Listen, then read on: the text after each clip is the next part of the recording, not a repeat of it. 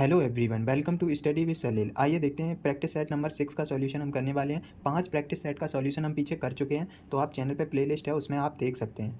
तो 130 से practice set number 6 में 130 से आगे जो भी क्वेश्चन दिए गए हैं सारे मैथ के क्वेश्चन हैं, उनका हम सॉल्यूशन कर रहे हैं। तो यदि आप हमारे चैनल पर नए हैं तो चैनल को सब्सक्राइब कर लें, जिससे आने वाली सभी वीडियो का नोटिफिकेशन मिल सके। तो वीडियो को शुरुआत करते हैं। आइए देखते हैं 130 क्वेश्चन को हम कैसे सॉल्व करेंगे। यहाँ पे दिया गया वह है छोटी से छोटी संख्या बताइए जिसमें 75, 80 और 135 से भाग देने पर प्रत्येक दशा में 3 शेष बचे। तो इसमें ये कहा गया है 75 और 80 और 135, इसका हम एलसीएम लेंगे। तो एलसीएम निकालो इसका। तो सबसे पहले इसको 3 से काट लो, 5 से काटो इसको। तो 5 से जब इसको काटेंगे तो ये हो जाएगा 15 और ये हो जाएगा 16 और ये हो जाएगा 27। अब इसको 3 से काट लो, ये हो जाएगा 3 × 5 = 15 और ये हो जाएगा 16 और 3 × 27। तो इसका एलसीएम आप चाहे जैसे ले लो, एलसीएम लेना है बस। तो यहाँ पे ये हो जाएगा 3 × 5 और ये हो जाएगा 5 × 16 और × 9। तो इसको ये हो जाएगा, जब हम इसका एलसीएम लेंगे तो ये हो जाएगा 16 × 5 = 80 और 8 × 24 = 240 और ये हो जाएगा 5 और गुणा में 9। 24 × 5 = 120 होता है, तो ये हो जाएगा 1200 और गुणा में 9 और 12 × 9 = 108। तो ये हो जाएगा 108 और 2 जीरो पहले से हैं। और इसमें ये कहा गया है 3 शेष बचे, तो इसमें लास्ट में 3 ऐड कर दो तो वही हमारा आंसर हो जाएगा। तो ये हो जाएगा 10, 8, 0, 3, यही हमारा आंसर हो गया। नेक्स्ट क्वेश्चन है क्वेश्चन नंबर 131। 131 क्वेश्चन को कैसे सॉल्व करेंगे, ये हमारा फ्रैक्शन का क्वेश्चन है। देखो 2 सही 1/2, इसको हम डायरेक्ट सॉल्व करेंगे। देखो यहाँ पे 2 सही 1/2 है, इसको हम लिख सकते हैं 2 दूनी 4 और 1 5/2 प्लस 4 × 12 और 1 13/4। देखो प्लस में ये हो जाएगा x प्लस ये हो जाएगा 3 दूनी 6 और 1 7/3 और बराबर 13 में 12 का गुणा करेंगे तो 156 और 5 161/12। अब हम क्या करेंगे, इसमें दोनों साइड 12 से गुणा कर देंगे। पूरे में मैंने 12 से गुणा कर दिया। तो देखो इसको जब हम सॉल्व करेंगे तो ये 2 छंग 12, ये 30 बन जाएगा प्लस 4 × 12 13 × 39 प्लस ये 12x प्लस 3 × 4 12 और 7 × ये हो जाएगा 3 × 4 12 और 7 × 28 हो जाएगा ये, और इज इक्वल टू 161। इतना समझ में आया। तो अब हम इसको ऐड करेंगे तो ये हो जाएगा 8 और 9 17 की 7, 3 3 6 2 8 और 1 9, ये हो जाएगा plus 12x is equal to 161।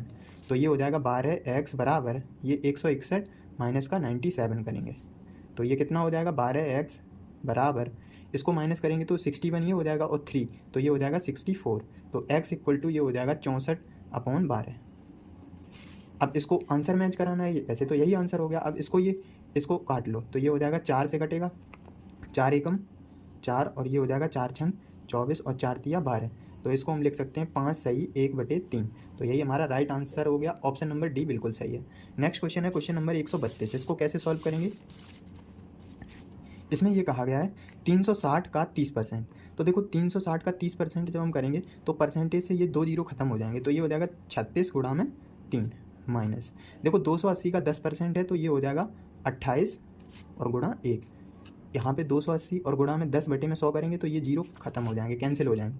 Is equal to ये हो जाएगा 800 और गुणा में x/100, ये यहाँ से जीरो कट गया। अब ये हो जाएगा 36 या 108 होता है माइनस ये हो जाएगा 28 इज इक्वल टू 8x। तो यहाँ से 8x इज इक्वल टू 108 में 28 कटाएंगे तो ये हो जाएगा 80 और यहाँ से x बराबर कितना हो जाएगा 10। तो 10 हमारा राइट आंसर हो गया। तो ऑप्शन नंबर यहाँ पे सी बिल्कुल सही है। नेक्स्ट क्वेश्चन है क्वेश्चन नंबर 133। इसको कैसे सॉल्व करेंगे, इसमें ये कहा गया है दो संख्याओं का महत्तम समापवर्तक 16 तथा उनका गुणनफल 6400 है, तो उनका लघुत्तम समापवर्तक बताइए। तो क्वेश्चन 133 देखो, दो संख्याओं का गुणनफल इज इक्वल टू, दो संख्याओं का गुणनफल बराबर होता है लासा गुणा में मासा।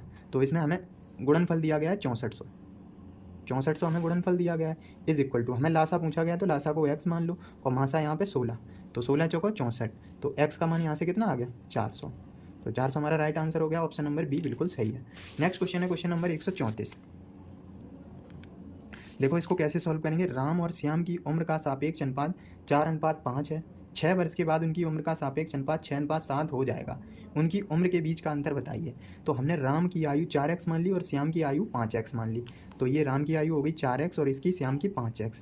तो 6 वर्ष के बाद इनकी आयु क्या हो जाएगी 4x + 6 प्लस अपॉन 5x + 6, ये श्याम की हो गई, और इज इक्वल टू इनकी उम्र 6/7। तो इसको बराबर कर देंगे 6/7 के। तो यहाँ से ये इस इक्वेशन को सॉल्व करेंगे तो ये हो जाएगा 7 चौको 28 प्लस 7 छंग 42 इज इक्वल टू ये हो जाएगा 6 पंचे 30 और 6 छक्का 36।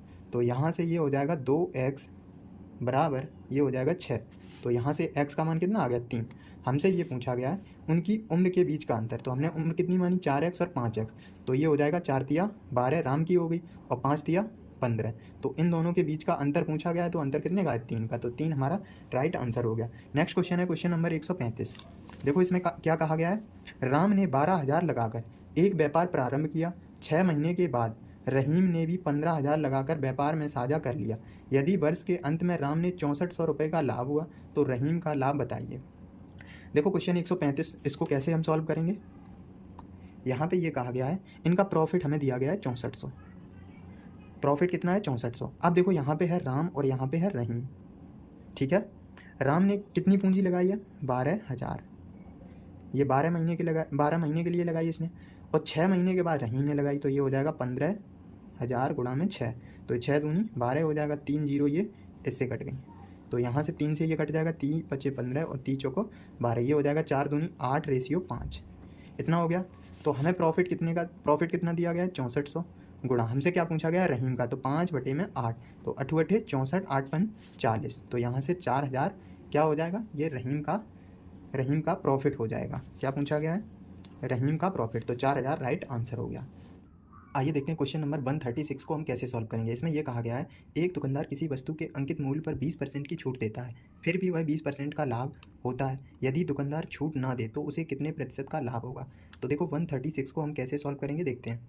इसमें यह कहा गया है एक दुकानदार किसी वस्तु के अंकित मूल्य पर 20% की छूट देता है। मैंने CP अपनी साइड से मान लिया 100, तो इसका SP कितना हो जाएगा 120। कैसे, क्योंकि इसने ये कहा है 20% का लाभ होता है। तो यहाँ से मैंने मार्क प्राइस को X मान ले रहा हूँ, तो ये बोल रहा है कि अंकित मूल्य पर 20% की छूट देता है, तो ये हो जाएगा 80% of X is equal to कितना हो जाएगा 120।